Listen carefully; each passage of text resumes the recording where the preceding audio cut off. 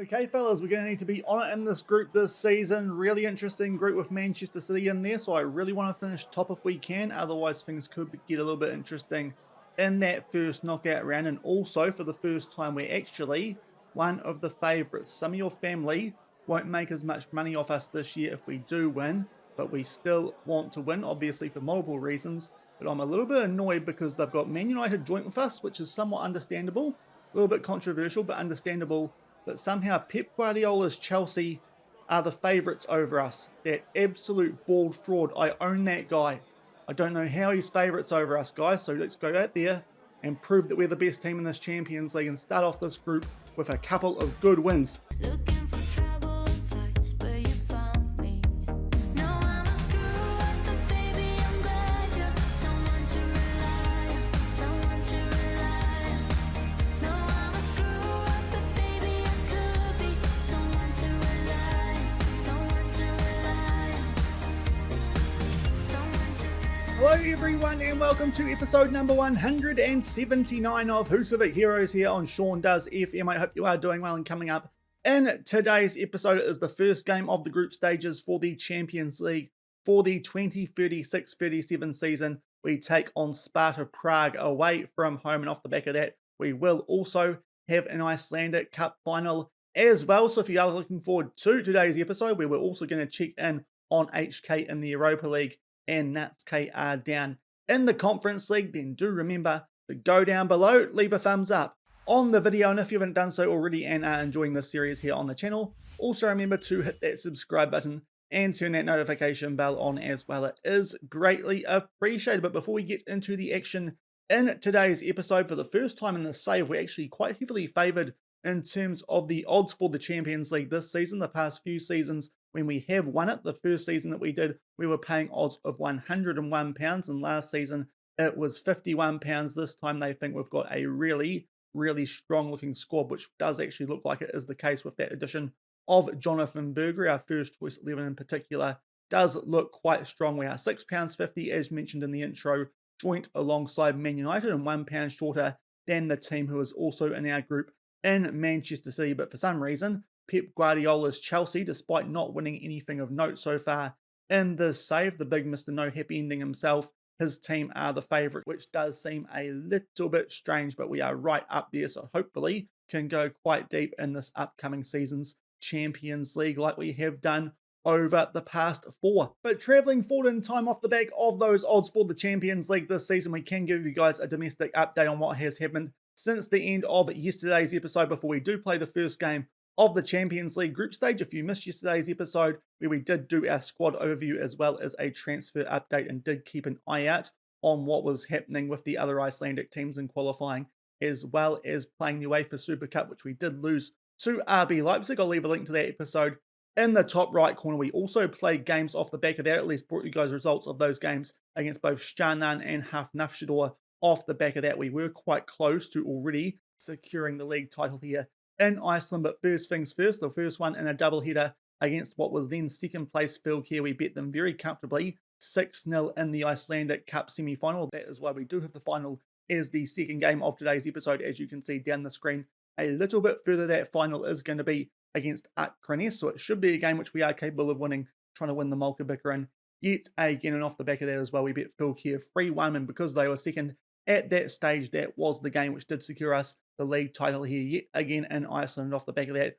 two more convincing victories, especially that most recent one with a rotated team by 9-1 against Gulota. So we are still undefeated this domestic season and are on for 4 domestic trophies yet again in the second game of today's episode. As you can see, 18 points clear of HK, who have now just jumped above Fylkir into that second spot. But we are champions with 3 games in hand, and what that does mean is that we do already have our transfer budget for when the window does open in February, albeit it is quite a disappointing one, truth be told, because we did still have about £27 million left over at the end of yesterday's episode off the back of that business that we did do when the window did close in the middle of August, and it's only been bumped up to 34.6 million, so not too much of an increase there in the transfer budget. Quite surprising, of course, considering that we did win the Champions League yet again this past season. But more notable is that the wage budget has actually been increased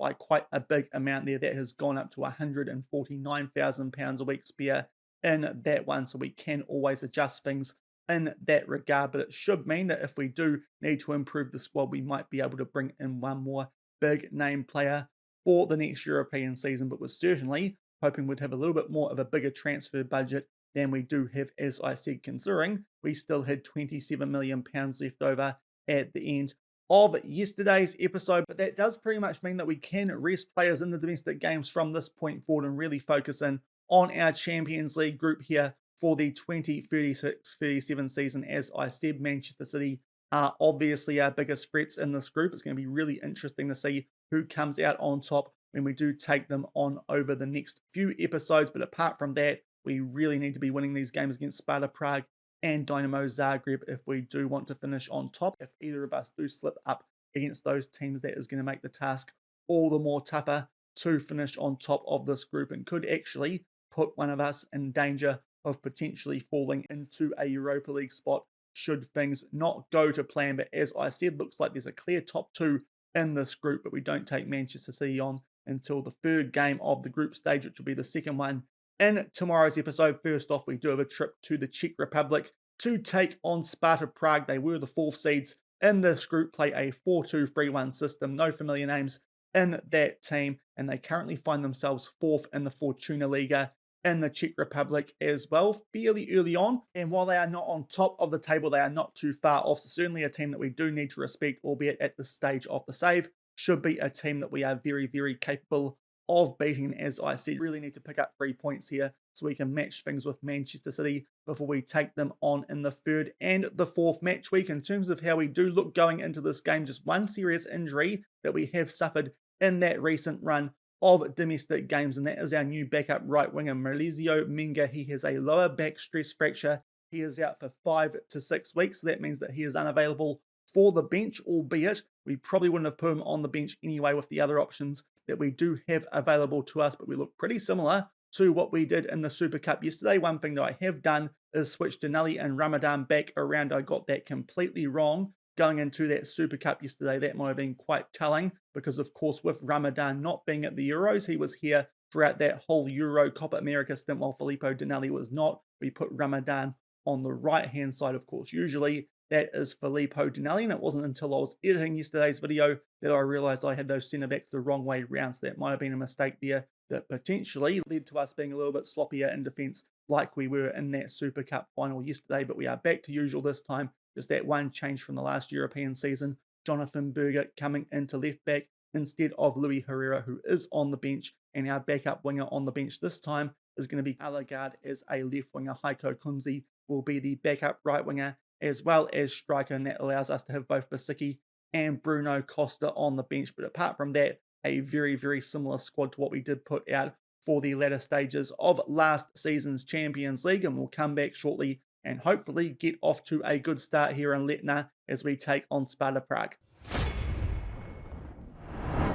And a quick look at the team sheets before we play this first game of the Champions League group stage. There are Sparta Prague in a bit of mixed form and lining up here with a 4-4-2, which is a little bit different to what we saw before on the club info page. There is our team, as I said, very similar to what we had in the Super Cup, just switching those centre backs around, and hopefully we can kick this campaign off with 3 points away from home. And we go forward to the 11-minute mark for our first highlight of this one. Sparta Prague in the red with the white shorts at home, but we are in our green home uniform as well. And Sparta Prague here look to play out from the back as Vuntuk has some time here in goal. Will pump this deep, but thankfully Ali Ramadan does win that ball and heads that back to Calvol, as we do look to play out from the back ourselves here, just taking our time to get this past our defensive free, both of our centre backs as well as Basaroge in that half-back role, and we get it up towards the halfway line now through Agatigere, albeit, just as I say that, get it all the way back to our centre backs, and now switch out to our left-hand side to see if we can get something going here. Ball over the top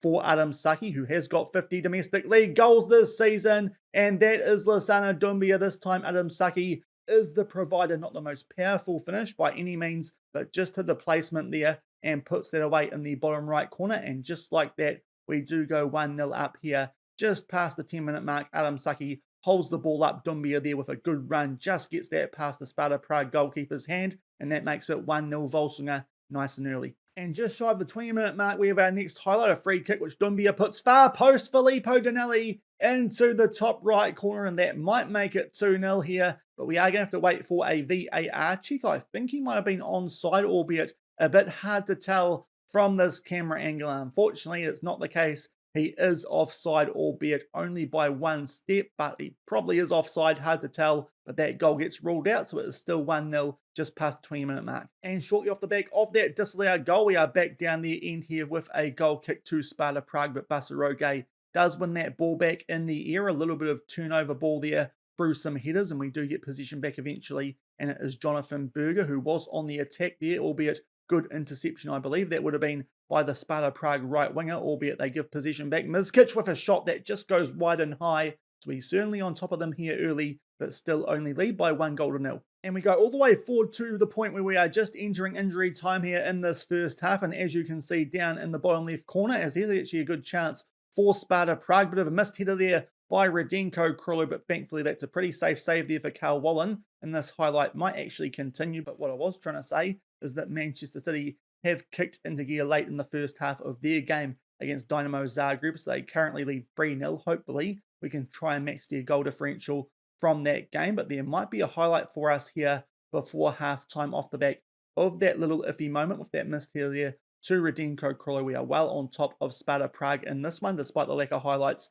since the opening half of this first half, but just that 1-0 lead, so hopefully we can grab a cushion goal here before half-time, and Radenko Krulu will play this one in for Benvenu Bayer, just knocking the ball about here just outside the box of Sparta Prague, and eventually Adam Saki gets slotted through by Bayer, and he is onside, so we do grab that cushion goal that we well and truly deserve just as time ticks over the added minutes here in the first half. Some good patient play here right on the edge of the box. Adam Saki back to Dumbia to Bayer, makes a nice run and slots that away in the bottom right corner, and that will make it 2-0 Völsungur here at halftime. When you look at the stats, when we do get to halftime, hard to argue that we don't deserve that, well and truly on top of Sparta Prague here, 20 shots to 1 in that first half, and we do take a 2-0 lead into the second half. We are going to make one substitution at halftime. Basaroge did pick up an early yellow card, still just prefer him a little bit to Alain Basicki,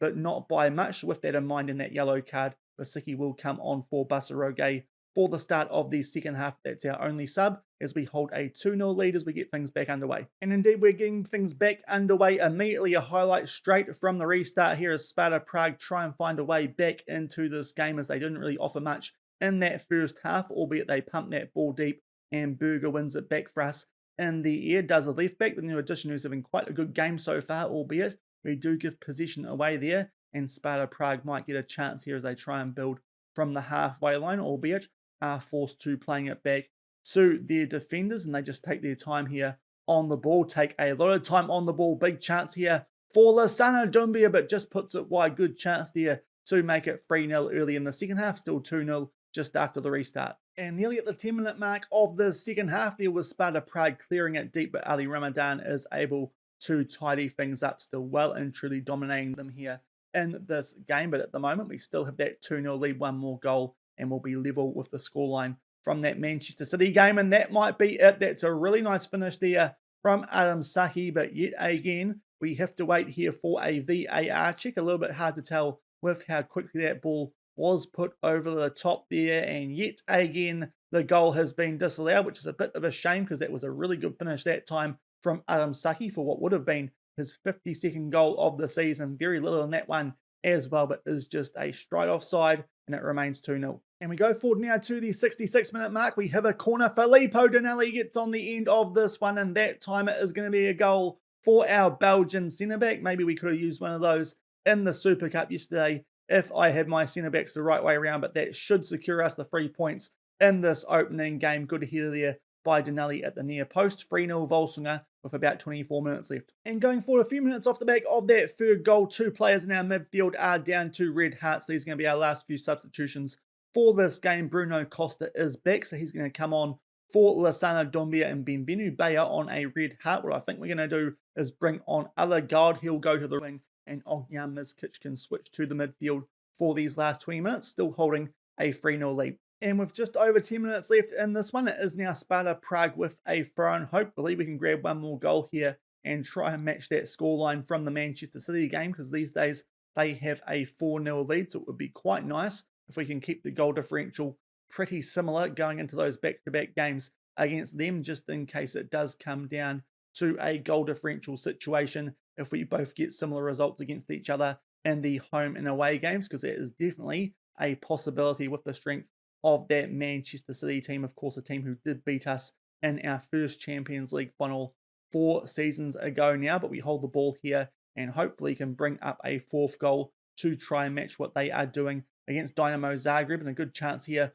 for Bruno Costa, albeit the defender there just covers the goalkeeper, and it looks like it's going to remain 3-0 with 10 minutes left. And just about to enter injury time in this first game of our Champions League group stage. The scoreline is still 3-0, albeit Sparta Prague there put a ball at the far post. Radenko Krolo gets out jumped, and that should be there a goal back for Sparta Prague, which is a little bit of a dent there, because it does look like Man City are going to get a bit of a jump on us in terms of goal differential after this first game. Hopefully we can make up for that in the first game of tomorrow's episode, but that is a good far post here there. Radenko Krolo not quite as strong in the air as our other defensive players are these days, with that addition of Jonathan Berger at left back, seeing as he is a former centre back when he was at Chelsea. And Sparta Prague do get a goal back, which means now our advantage is only 2 goals, albeit there is another highlight here immediately from the restart as we try and play our way out from the back, albeit are getting pinned in here a little bit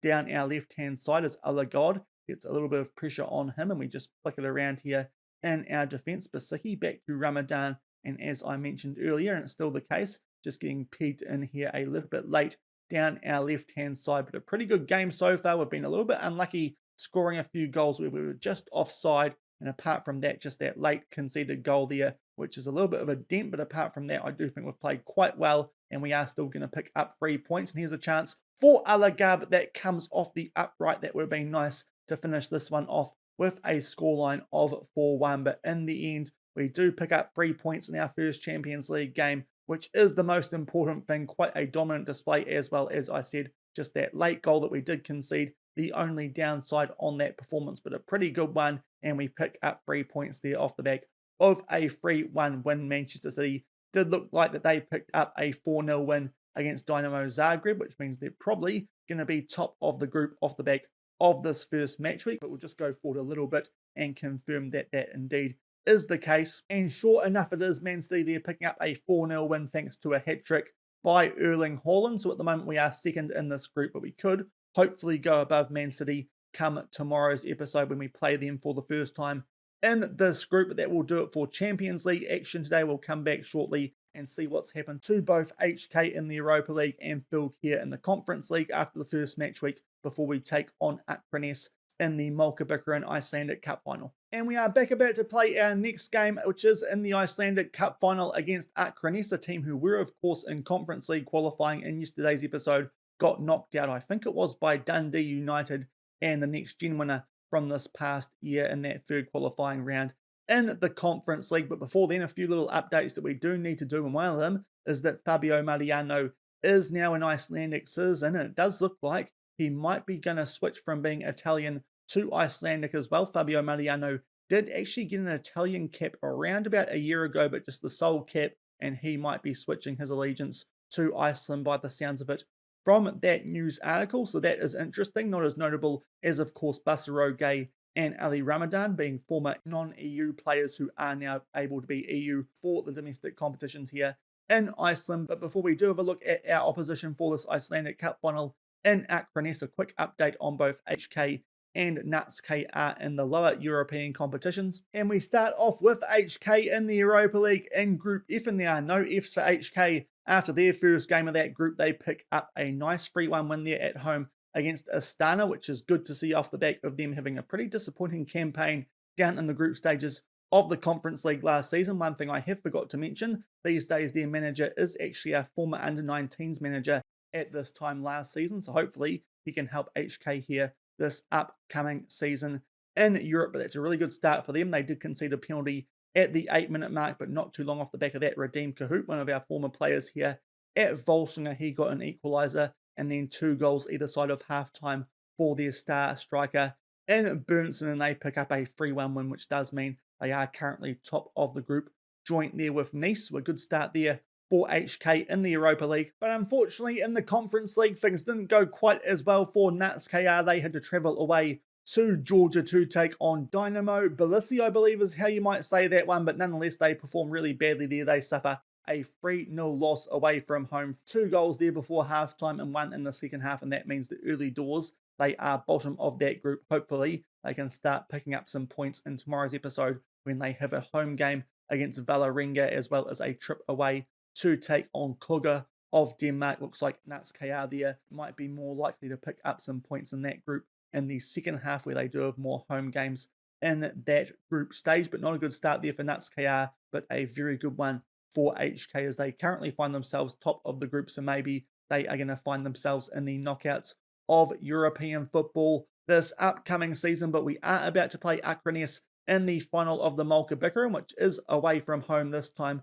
Akraness currently this season just struggling a little bit in their second season back in the top flight. Also, of course, with them having had to play those couple of European qualifiers as well, might not have helped out. But they are a team who have been sort of up and down so far in the save, obviously, seeing as they did get relegated down to the second division only a few years ago. But they currently find themselves 8th in the Islands Dielden, but are still in with a shot of making European football for qualifying next season. As you can see, there's a bit of a fight between HK Fylkir and Knatts KR for both that second Champions League qualifying spot and that Europa League playoff spot, with only a few games left. And then for that final European qualifying spot, Breidablik, Vala, Hafnarfjordur and Akraness, as well as arguably Keflavik, are all still in with a shout as well. In fact, Keflavik might be a little bit too far behind, but there's a good fight on there for those last couple of European qualifying spots. In Akraness, while placed down in 8th, are certainly in the discussion for that. So we do have to respect them, but truth be told, a team which is 8th in the Icelandic top tier should be a team which we are capable of beating, even though for this upcoming game, we are going to be putting out a pretty heavily rotated team not too long off the back of that first game of the Champions League group stage. I think these guys should be able to get the job done for us here in this cup final. So that is the second team, which we did show you guys in the squad overview in yesterday's episode, albeit a few changes to it. Basaro Gay, just a little bit fresher than Alain Basicki at the moment, so he is going to slot in there to the DM role. Jonata is also in there for the injured Malizio Menga, but apart from that, as I said, pretty much our second string team, and hopefully we can win this Icelandic Cup yet again. We'll come back shortly and try and get that job done over Akraness. And 10 minutes into this cup final, we do have the first highlight of it, albeit Akraness here do have a player just off the field, so we are currently playing against 10 men, but we have a throw in here inside the final third. Akraness, the exact same formation as we previously did see from Sparta Prague, and we are on the attack here. A fumble from the Akraness goalkeeper. We get back on the attack after they do somewhat clear their lines, but Bruno Costa there squares the ball nicely for Christopher Allegard, and he gets a goal to open the scoring here in this cup final. There's that initial fumble from Mazinga, almost a punch clear actually, but Bruno Costa is still onside on that ball played over the top, a simple square there for Allegard, and we go 1-0 up nice and early. And about 10 minutes off the back of that opening goal, we have our next highlight looking to play out from the back this time, and Pedro Lemos starts to drive forward here down this right-hand side, lays that ball off for Jonata, this time playing out on the right-hand side with that injury to Malizio Menga, but some good short passing here inside the box, and the Rekvoskanyan just rockets that into the top left-hand corner, does the number 69, and that is a fine goal indeed at the 20-minute mark to put us up by a margin of 2-0 in this Icelandic Cup final. Some good work there from Lemos to get us on the attack, and good short passing in the end. Jonata with the assist, a really good finish from the Rek, and that puts us 2-0 up. And that is half time in this Icelandic Cup final. Just those two highlights for 2 goals in our favour, and things are going pretty well. Quite a similar game so far to that previous one against Sparta Prague, and hopefully we can keep this up in the second half. No changes needed at the current time, and we'll get things back underway with a 2-0 lead. And we had gone to the 72-minute mark in the second half. No highlights so far off the back of what happened in the first half, but we are going to make a triple change at this stage, trying to get some of our younger players some game time so that they can get some ratings Elaine Bisicki will come on for Basaroge, seeing as he is down to a red heart. But as well as that, Louis Herrera, who we did give a little bit of a rest to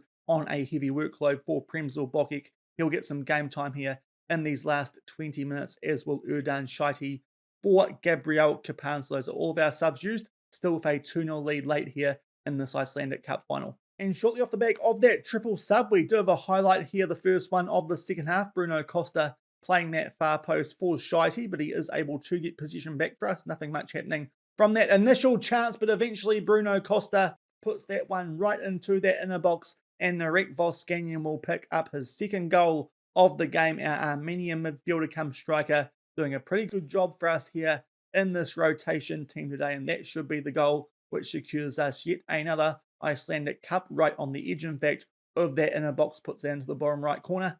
3-0 Völsungur with 15 minutes left. And halfway through injury time here in this Icelandic Cup final, there is a highlight potentially in Akraness's favour, but with that 3-0 lead, we are going to be lifting this Icelandic Cup yet again. But again, they put a ball far post, exactly like Sparta Prague did in that first game of the Champions League group stage. And yet again, they are going to get a headed goal. So at the moment, that looks like it might be a little bit of an area of weakness in our squad. These balls to the far post on that right-hand side, and this time Robson potentially could be doing a little bit better there, getting beaten at his near post. And yet again, it looks like it is going to be a 3-1 win with very similar stats to what we did have in that first game of the Champions League group stage, albeit this time that doesn't really matter quite so much because it is a cup final, and in the end, a pretty good performance, just that late goal, the only slight blemish on that performance, and we pick up the Icelandic Cup yet again off the back of a 3-1 win over Akraness.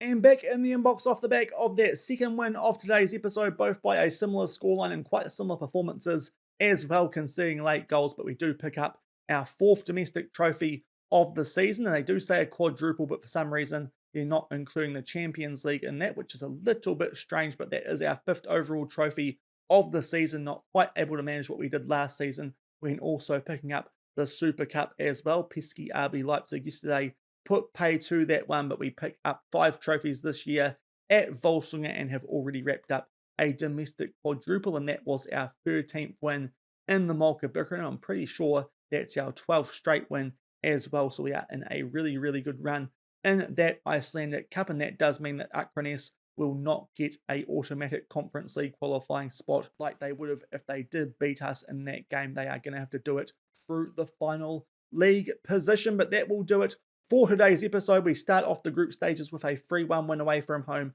against Sparta Prague, and then pick up our fourth domestic trophy of the season with that same scoreline over Akraness. If you did enjoy today's episode, then do remember to go down below, leave a thumbs up on the video, and if you haven't done so already and are enjoying this series here on the channel, also remember to hit that subscribe button and turn that notification bell on as well. Tomorrow things start to get a little bit more serious in our Champions League group. We've got a few more domestic games to wrap up the season in between now and then, including one against HK, which could be a little bit difficult, but it doesn't matter now that we have already wrapped up the domestic title. But Dynamo Zagreb at home first, and then also at home we take on Manchester City. Ideally, would like to get through that episode with 9 points from 9, as you would expect, but we really do need to pick up points there in that home game against Manchester City. Otherwise, we might be finishing second in our group, and that could make things a little bit more tougher than they have been in the knockouts over the past few seasons. But both Dynamo Zagreb and Manchester City coming up in tomorrow's episode in our Champions League group. So until then, thank you very much for watching. Keep on keeping on, and I'll see you then. Cheers.